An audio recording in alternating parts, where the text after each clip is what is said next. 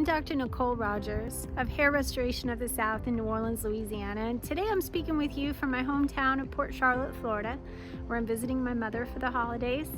And we're going to cover the very important subject of hair transplantation into the crown or vertex. Now, I don't usually recommend this in men unless they fulfilled three criteria. Number one, they need to have fairly good coverage already in the frontal part of their scalp.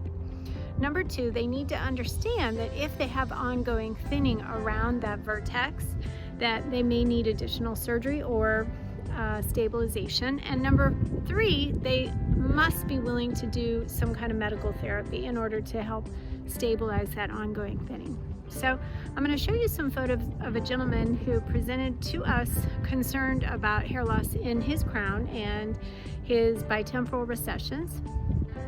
And he was willing to get started on medical therapy, so we prescribed him some oral finasteride and topical minoxidil to start off with. And he underwent FUT surgery, receiving approximately 1,800 grafts into the crown and the bitemporal recessions. And you can see how we worked very hard to angle the placement of the grafts to match his surrounding hairs. And you can also see how the hairs grew in very nicely approximately a year later, but he still wanted some more coverage. So we did a second procedure and we moved another approximate 1,500 grafts, again via FUT, and added more density in the bitemporal recessions in the crown area. And